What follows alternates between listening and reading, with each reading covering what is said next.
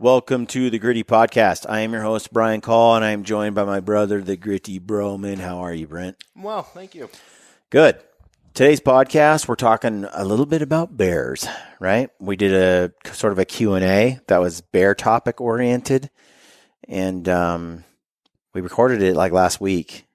It's been a minute. Yeah, normally we kind of record shows and maybe do a little intro ditty so people know what it is that we cover so they can decide in the first 5 minutes, yeah, I like this topic, or no, I don't. Mm-hmm. But this is, if you're a bear hunter, or you're into bear hunting, or you're curious about bear hunting, you want to catch this one. It's a good one. Mm-hmm. Before we get into it, though, we want you to check out Backcountry Fuel Box for your backpacking meals and foods. Our buddy over at, our buddy Cody Rich Outdoors, he has a little product called Backcountry Fuel Box, and we've talked about it before, but use the code GRITTY and you save on a little box of food, backpacking meals and foods that come every week to your door, or every month rather. And lots of interesting foods come in there. You get discounts and deals buying the food initially. You get more in the box than what you get at retail prices. Plus you can then buy stuff that's in the box, and you sign up. If you sign up now, by the time you hit September, you have enough backpacking food to get you through a whole week of hunting. But usually it doesn't last that long. I eat it throughout the week. So check it out. It's a cool thing. I was really skeptical at first, but I actually really like it. And then check out Alpaca Rafts. If you guys want to get a raft, the code is now just GRITTY. There's no GRITTY 2020. No GRITTY 2021? No, it's just GRITTY. And get yourself a raft if you're interested. I just want the raft for everything I do, but get the raft. But you got to get in early, because if you don't get on it now, you won't have it in time for hunting season. Because they make them to order. Yeah, they make them to order, but they're just a blast. To be able to hike anywhere you want and then be able to cross a river or float a river for a section and get out and hike some more. You're talking 5 to 7 pound setup, 8 pounds if you want to go big. You get a skirt for rafting, whitewater. It's cool. They're cool stuff. And then another thing we wanted to mention, because on this podcast we talk a little bit about scouting, is Treeline Academy. And if you haven't got the e-scouting classes from Mark Livesey, you want to check that out, because you're going to learn so much about Google Earth, OnX Maps, Gaia, all these tools, and what to look for, especially for elk primarily. But once you learn the tools, you can apply them to anything you want. And so you don't want to miss out on that. It's a key piece of education that will completely change your hunting career, hunting life. And finally, check out Goat Knives. They're back in stock. They were out of stock for a little while. Use the code GRITTYGOAT and you get a deal. And we love our knife. We have the one that goes around the neck, the Tur, or something like that. And I'm terrible with names, but it has a little sheath, Kydex sheath. It slides in there, goes around your neck. It's a lot like the Benchmade Altitude in that way. It's a great knife. Holds an edge. It's got nitro steel, I believe. I was really reluctant because I love my Benchmade Altitude, but that thing's like $300 or something. But I love it. But after using Travis's knife, I'm impressed. And Travis is a good dude in the hunting industry and a friend of ours, and I love his company, and he's helping us out too. So it's a win-win for everybody, including you guys. Check it out. It's Gritty Goat. And then I've gotten rid of my Havalon. I've gotten rid of all my replaceable blade knives, and I'm just going with the Goat knife version. And it holds a couple Allen key hexes in there. It's a little multi-tool as well as a replaceable blade knife. And that's the Capra TI titanium. Yeah. And I love that replaceable blade. So get yourself 2 knives over at Goat Knives. Good stuff, quality stuff. And all right, let's get into the show. Hope you like it. Leave comments below, as always, on our YouTube channel. And we usually try to get to all the comments on our YouTube space. And if you're listening to this, just go to briancall.com. You'll find our YouTube content over there, and you can leave a comment if you got a question, and we'll try to get back to you there. And we appreciate all the feedback. Like the video, subscribe, and leave a comment. We always love that. It helps us out. Thanks for tuning in. Stay gritty. Welcome to the Gritty Podcast. I'm your host, Brian Call, and I'm joined by my brother, the Gritty Broman. How are you, Brent? I'm well. Thank you. Okay, today's podcast, we're going to talk a little bit about bears. We got a bunch of questions coming in. We're going to just field a few of those today. And one of the questions that came in is, it's like my first bear hunt and or my second. I'm not sure what time of year I should be going. Should I be going in April? Should I be going in May, June for a spring bear hunt? When should I go? Well, there's so many variables that play into this. So in my experience, it has more to do with the elevation and the weather than anything else. So I can just tell you what I've observed. I've killed bears in April, I've killed them in May, and I've killed them in June. The further you get into the season, the later it gets, the more you get into like the June period, the more the bears have all quit their hibernation and they're just out and they're rutting. And they're rutting pretty hard. And when bears are in rut, they're cool to hunt sometimes because you see them like moving a lot. They're also hard to kill because unlike other animals that have like a plan of where they're headed that day or that hour, bears don't. No, they're super opportunistic. They just wander. They just have no plan. And so they don't know. You can watch them feeding along the side of the hill and you're like, let's get in front of them. You're not going to pattern a black bear. No. And so you're kind of, when they're in the rut and they're just wandering, it's really tough because you might see a bear on another side of a canyon or a mountain range, and then to try to get over there in time and head them off, they'll just turn around and go the opposite direction at any moment. And so you're constantly chasing your tail. It's almost as if you're better off just sitting in one spot and waiting for a bear to come through than you are trying to actively chase bears. And that's not that fun, you know. When I hunted bears in British Columbia and it was during the rut, it was intense. It was thick and there's a high bear density up there. And when we got out and hit the roads and trails and stuff, the bears we're just kind of wandering around till we bump into one on its, like moving around, and they would be out just cruising. Now that's a high bear density area. In other areas where it's much more open and the bears are spread out, we would still see them, but again, you'll see them and then they'll be gone. And then they could be 3 mountain ranges over by the time you get over there. So you're constantly chasing your tail, hard to hunt. When you're in thick country, high bear density, Prince of Wales Island or like British Columbia in the rut, you can challenge bears. They're a little bit stupid, just like typical. They're aggressive. And when I was out there in BC, there was some wolfing done, and you're chasing the bears and you're like doing these things to. Sounds like a gorilla. And then the bear turns around and like stomps its paws down and woofs back and comes at you, and it's intense. It's kind of neat chasing bears during that time, but it's a different thing. So I would actually err, if you want to have a pretty successful hunt, is trying to get the bears right when they first come out of den, like right when things green up the most. So we've said this before on earlier videos. So let's say, Brent, bears love the green stuff. They love the chartreuse green stuff. We know that, right? They love the chartreuse, which is a certain color of green. That's named after a liqueur made by That's right. French monks. If you've seen our videos, you know this because we shared it in our films. I spent an entire Saturday going on a Wikipedia rabbit hole on that. So what we did is you get these you're in these basins and these canyons and nothing is green yet because it's been winter this whole time. And then all of a sudden, the lowest elevation bowls and areas that get the most sunlight, they tend to green up real quick. And you'll get these pockets where everything is this neon green chartreuse color. For some reason or other, it's got lots of water all of a sudden and it's growing. It's just like bright green, and it's only found here and here. And everywhere else, there's no green. And the color green we're talking about is like neon green power bait. Yeah.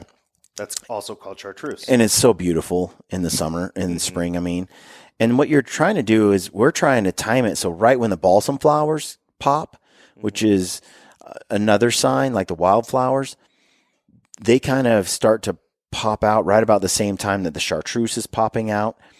And once everything turns green, let's say mid-May or late May, you're not going to find bears like congregated in those little pockets. They're going to spread out because the food is now spread out. So what you want to do is kind of watch the snow level, watch the weather, and you even if you have eyes on the ground out there, that's nice. You can talk to some buddies or people that live there or have connection. We'll call people up and be like, did the flowers come in yet? Is it green yet? And we're actually ready to hit the mountain whenever the green up is happening, like timing it. Because we've noticed that bears do come out of their dens, mid-April.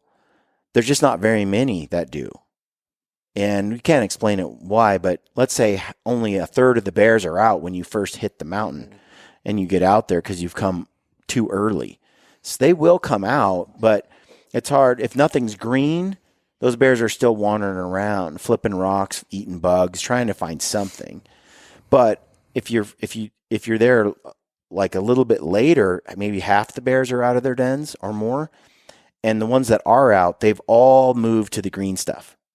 And so you might have 3 or 4 bears in one little pocket and 3 or 4 bears in this pocket. And you'll see like chartreuse.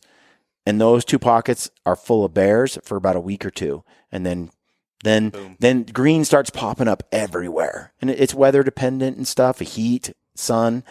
And once the green starts popping up everywhere, then you have dudes that are, it's a little harder to get on the bears because now they don't have to, they're not congregated around those few sources of chartreuse feed, the stuff they just want to smash, So that's where I think it's nice. Mark Livesey, who does Treeline Academy, he's working on because he does the bear module. Yeah, he's done the elk e-scouting course, which I highly recommend, and you should go get it, and you should learn from Mark all of that stuff because it's worth its weight in gold. And use the code GRITTY, and it helps Mark and us out, so do that. Check it out. It's worth it. Somebody asked the other day, one of the questions that came through, by the way, was which one, OnX 3D or Go Hunt 3D? My advice is Treeline Academy. Go to take Mark's e-scouting course. Learn about all the tools, not just one or the other. And I can almost guarantee you right now, Mark would say both. I haven't spoken to him about it, but Mark wants it all in there because every one of them has a little bit of benefit that the other one doesn't have. And you really want to put all these tools together, including tools like Gaia and Google Earth. And Mark is correct that there's nothing that compares to Google Earth. It's just that it's not really a mobile app. So his bear module is going to take into account elevations and snow melt and using previous year data. And he kind of walks you through that with the elk modules too. Yeah. So you can actually, in Google Earth, and it's in some of our e-scouting podcasts we did with him where he touched on it, but you can go into Google Earth and you can check and see based on dates, like what time of year did the snow melt from satellite image to satellite image to satellite image. And not every area has all the images, but a lot of them do. And Mark walks you through all that stuff. So, but the goal is try to hit your area when that snow first melts and everything greens up in that first couple of weeks. When the wildflowers just barely start to blossom. Now you're going to be able to target these pockets that are probably going to have bears in them. These mountain bears are going to just gravitate there. So if you're going to go into, in some areas, that's May. That's the last week of April It's the third week of May. It depends on the area you're targeting. But I like to go as early as possible and just when everything's greening up. That seems to be when we see the most bears, and they're the easiest to find. Later, we'll still find bears, but now the bears don't need to come out. The summer kicks in pretty quick. You're talking May, June. Once June is there, man, a lot of places are hot. And these are black bears with black coats. Maybe they're color phased, but it's still, they got fur coats and the sun is beating down on them. These bears are only out in the open in the sun at first light, last light, because any other time they're getting roasted by the sun. And bears don't really come out in the rain. Like I don't know why. They just don't like getting rained on, which is so funny because they'll jump in water and get wet, but they don't like getting rained on. You'd go to Prince of Wales Island, and if it's pouring rain, you just don't see the bears out. And then when it stops, they all pop out of the woodwork. Same with British Columbia. It's not like they won't be in the rain, but generally speaking, that's just not their thing. Mm-hmm. And so what you end up with is bears that don't want to come out in the morning, or that as soon as it gets a little bit warm and the sun is out, they pop smoke and jump into the trees. Well, if there's a lot of green up inside the trees and bugs and things to forage, why would they come out into the blazing sun to eat? Mm-hmm. Now you're not hunting open meadows anymore. It's harder because the bears are only there at very first light and last light. Or if it's shaded, they'll find pockets that are open but shaded so they can, but they're not going to get in the direct sunlight unless they absolutely have to. Exactly. Like that wallow bear that you guys shot, the bear that was dipping in the wallow. It would go out into the field, eat, and then it would go back and dip in the water. How is that bear out in the sun like this? Mm-hmm. Like, that's not normal. It's blazing hot. If you've seen the footage, It's because he would go and just get himself soaking wet, and then while he's drenched, he'd go and eat, and then when he got a little too warm, he'd go get wet, and he'd come and eat, and that way he could, hang out being covered in mud and water. Extra smart bear. Big brain. In the sun and get all that feed in the open. But so I would say, you want to go, like I said, right as they're popping out of those dens and right as everything's greening up. And depending on the elevation you're hunting, that'll dictate when to go. So I hope that answers the question. Someone also asked, what are good states to hunt bears in? Mm-hmm. And I, from what I can tell, pretty much every state in the lower 48, except for 6, have bears in them. There's some 200,000 bears or something, 250,000 or something in the lower 48, and then double that. Maybe more. I had the stats 10 years ago, and it was like that. I think there's more bears now. California has a huge problem with bears. They post on the Fish and Game website that 919 bears were shot this last season. Yeah.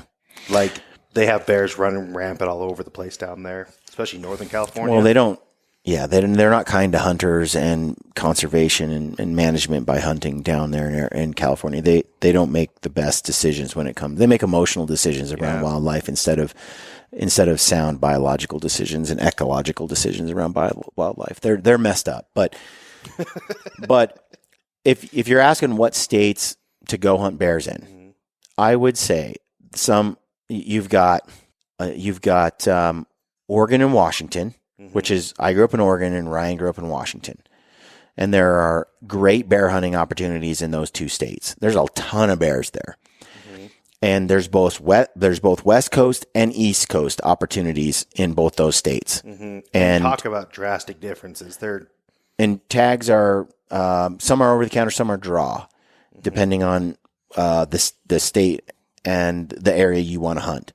Some of the best bear hunting I've done is on the east side or the Blues in Oregon.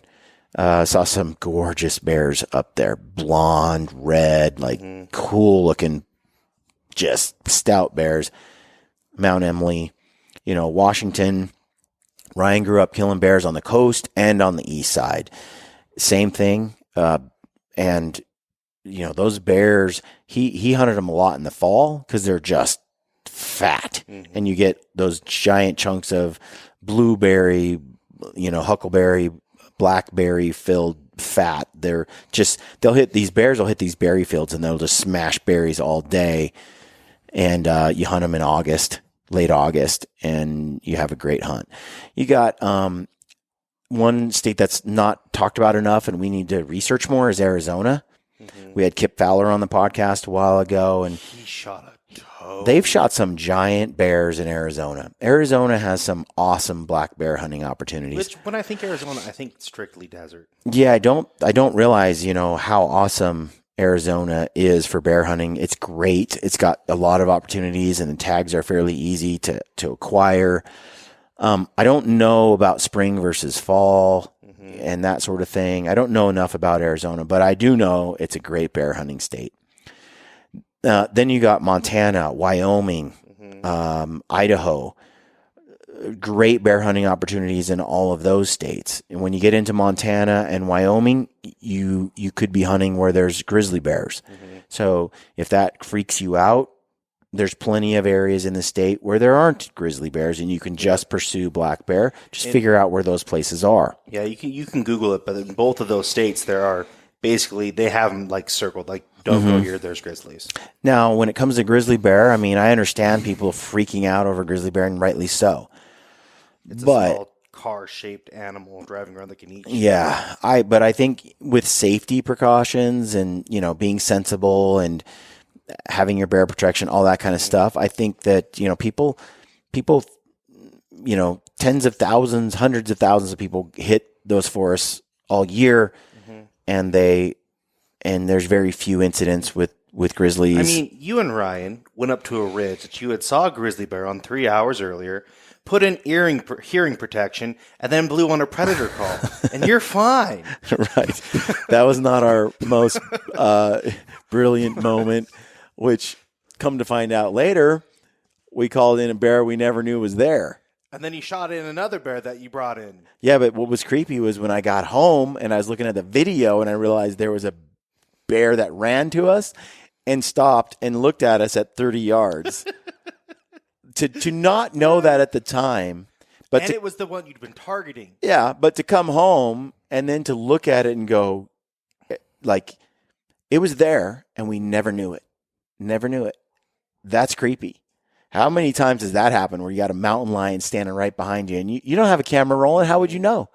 Oh, Daisy the first hunt I took her on for that, we went spike elk hunting, and we walked up on what was totally like some kind of mountain lion cougar layer, and there was like a young elk that was dead, fresh kill within a day or two, and it was like it was still wet, like something had been chewing on its leg. Right. We got out of there real fast. Yeah. No, it's intense. It's intense. But that brings us to the next question: is someone's asking what kind of predator calls do you use when black bear hunting, and when do you use them?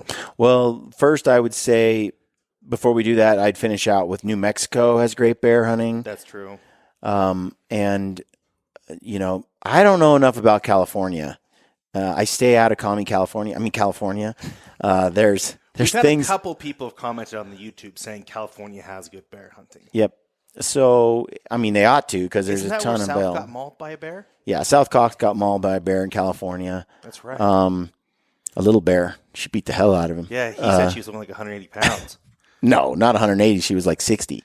Really? Yeah, 60 pounds. And he was helpless. So he's 180. I can't remember. Anyway, no. So that's something to be aware of, right? These bears can be dangerous. You need to. South made a mistake. He snuck up on a sow with cubs. Mm-hmm. Got too close. He was trying to take a picture. And then he took a photo with a camera that went click. Yeah. Because it was back in the old timey days. It wasn't a phone camera like we would use now. It was a throwaway Fuji, like disposable, I believe. And he was like, "Oh, this is cool." And he took a selfie, I think, with the bear in the background. It goes click, and that sow went doot, and she saw, and then she charged him. Didn't he get between her and the cubs too? I don't know about that. Or was he just too close in the bubble? He's just too close. And then he turned and ran, which I don't know if that was good or bad, but she didn't look like she was going to stop, he said. And she probably wasn't. He was too close. She had committed.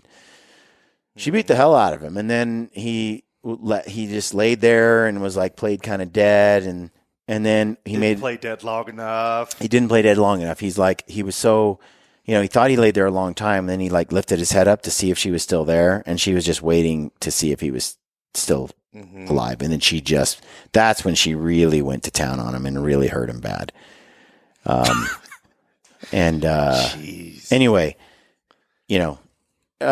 good bear hunting states. But yeah, I was going to say, I think Colorado has a lot of bears. They've got some, I never hunted bears in Colorado. I saw a ton of bears when I lived there. There's bears everywhere, but Colorado has, what is it? Like the fall season is you can hunt, but not spring. There is no spring bear. I could be wrong.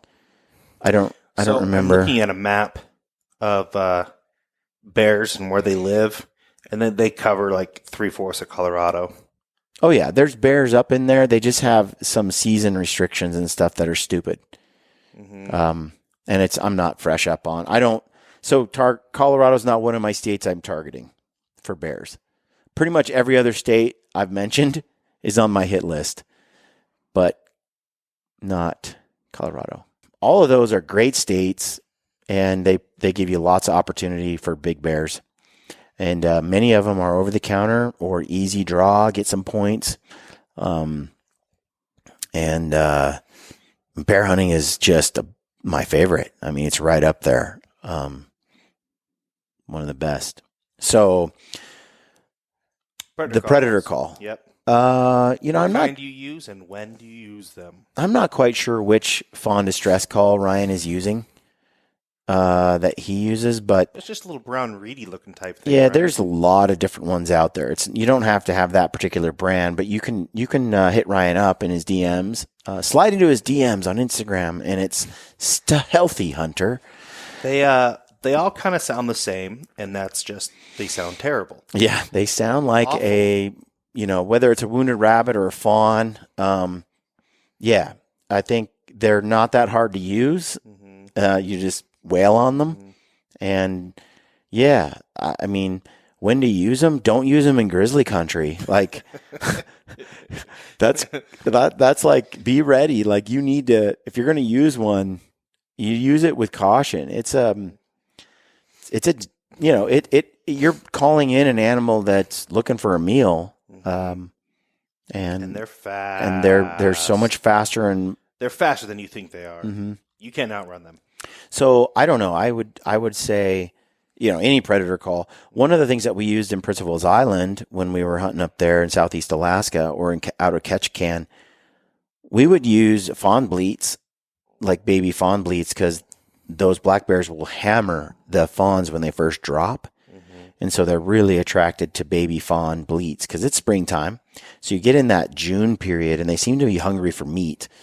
After they've eaten quite a bit of grass and grubs and stuff, you'll get some bears that are like, ooh, a fawn? But you blow it early, like in April or May. Sometimes I've seen they're just not interested in meat. They're still just trying to eat grass and try to get rid of their butt plug. They have this hardened material that goes into the rectum area that keeps as they hibernate, it just kind of festers there. Well, when they wake up, they got to drop that thing and get their juices flowing again. They can't poop until they eject that, so they need a lot of fiber. And moisture, and they tend to walk around for a week, kind of get their bowels moving and eat a lot of grass and stuff. And then they settle up in those chartreuse pockets and start eating and sleeping all day. And then later in the season, they're much more meat aggressive, it seems like. But it also seems to be something I say all the time. Bears are as unique as people are. Unlike a lot of deer or elk that kind of just seem to be very similar, cougars and bears and predators tend to me, what I've noticed is and you'll hear others talk about this, they tend to be specialists or unique in certain ways, just like people are.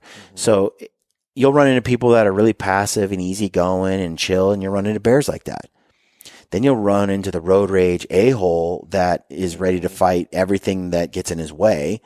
And that's the bear you don't want to walk up on. That one has a totally different attitude than other bears. And you don't know which is which. So yeah, and when you blow he's the a-hole. And when you blow a predator call, you don't know which bears are going to be like, I don't like that sound. I like vegetables, and he moves off, or that bear just turns and comes running.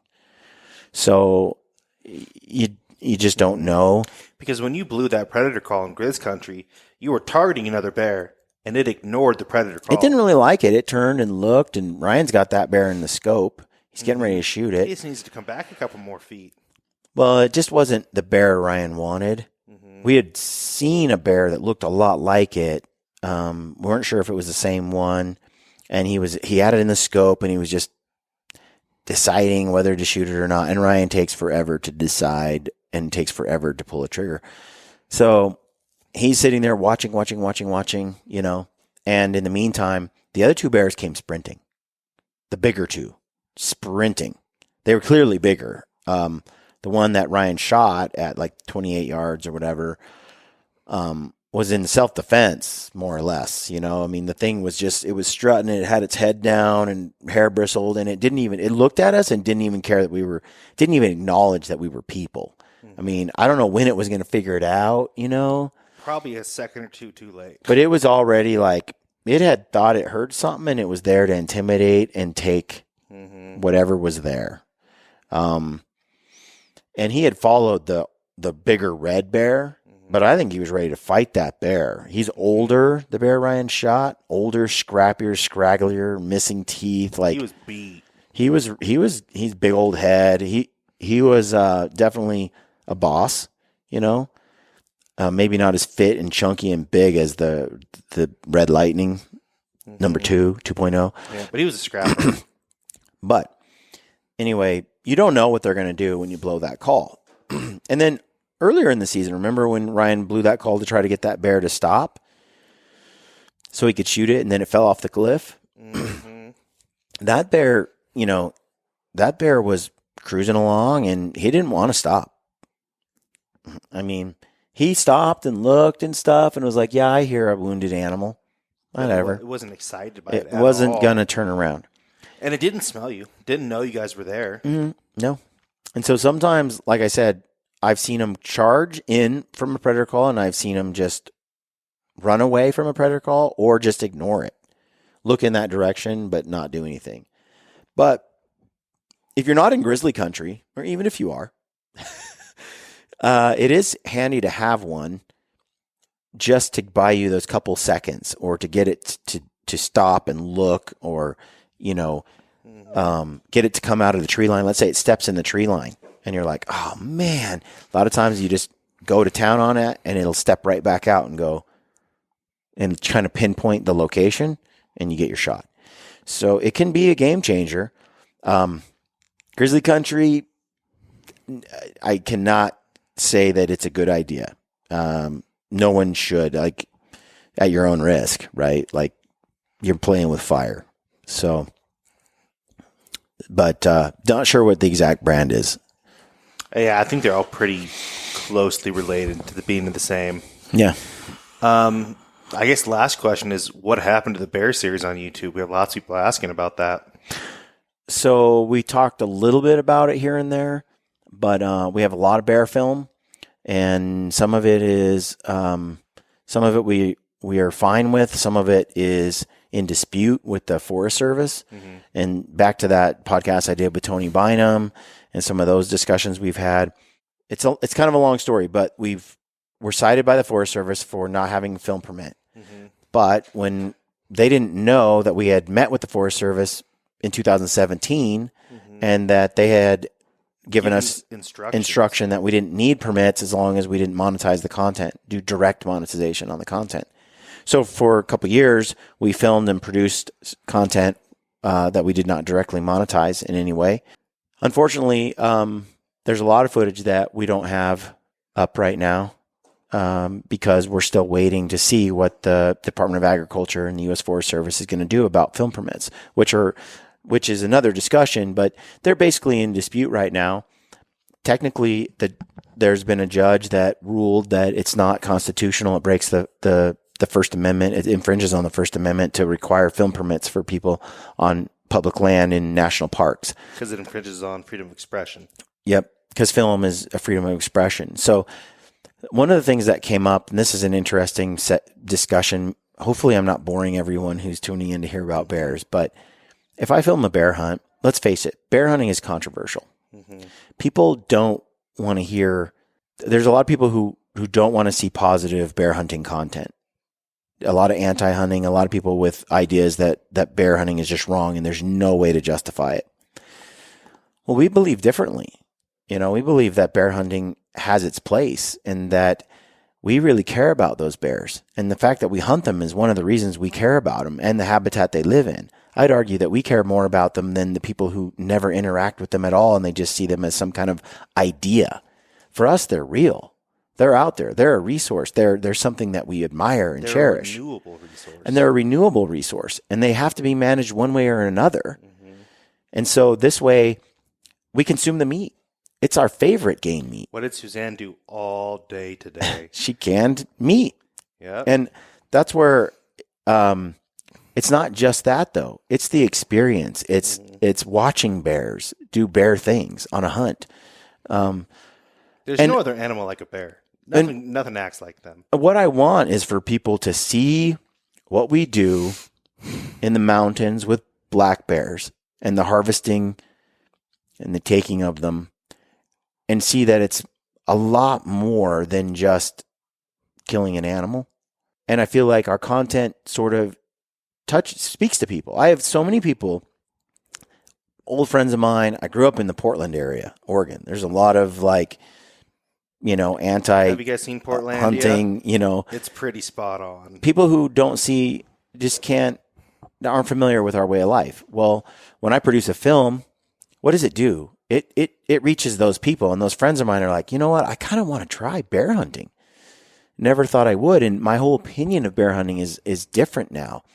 And can I get some jars of bear meat? I really want to try that. How many people have you heard say bear tastes bad? Once they've had it, no one. Yeah. But I mean, before that, so many people will say, oh, yeah. I thought you didn't eat bear.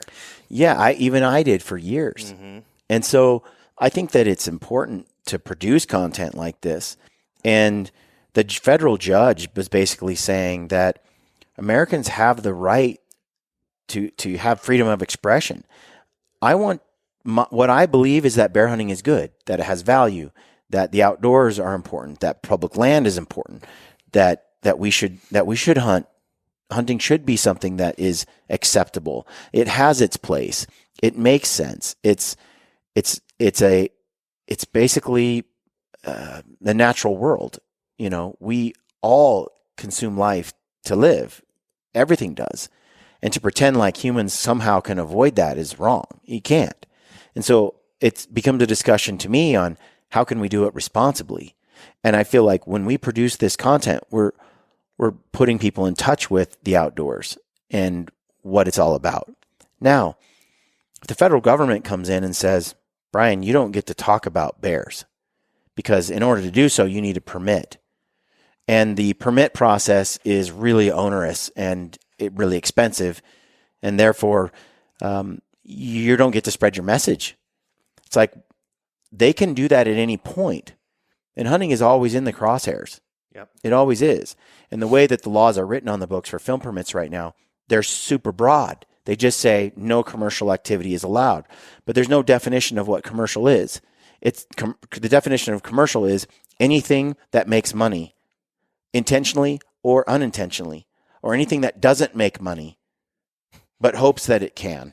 Like it's seriously, it's just and it's just broad as can be. And so they can apply this law, our government officials, any way that they want. So if you're an anti-hunting person in government and you want to sway people's opinion on whether hunting is acceptable behavior or not, then one of your objectives is to shut down everyone who presents hunting in a positive way. Let's get rid of Meat Eater. Let's get rid of, gritty content. Let's get rid of Randy Newberg. Let's get rid of these people. And not just those people, but Let's get rid of anyone that we want. It's easy. You just say it's going to cost you $1,000 a day for your permit. Done. There's no administratively forced you out. Yeah, it's through lawfare, like Jack Carr said. He's like, they don't have to outlaw guns. They can just make it so impossible for you to get one that it might as well be illegal to have them. Yep. And they can do the same thing right now. They can shut down any voice that they don't want speaking through the way the laws are written for commercial filming. And that's just a reality. They can do it. They can say, and I'm not saying that they are. I'm not saying that they have. I'm saying they can. So where are we sitting with the videos right now? Are they going to ever come back? Are they down forever? We just have to wait and see how the laws shake out. They're in limbo. Maybe we can bring them back. Maybe we can't. Yeah. Maybe we can't. But the good news is we have permits for all of our new stuff. And so everything we're producing, like the Arizona, the Montana stuff, these bear hunts that are around the corner, the fall elk and all that, they all have permits. So they can't take it away. And it sucks. I don't really know. Like, I don't know if other people are buying permits anymore. I've heard a lot of people say, I'm not doing it. I'll go to court. And I've said the same thing.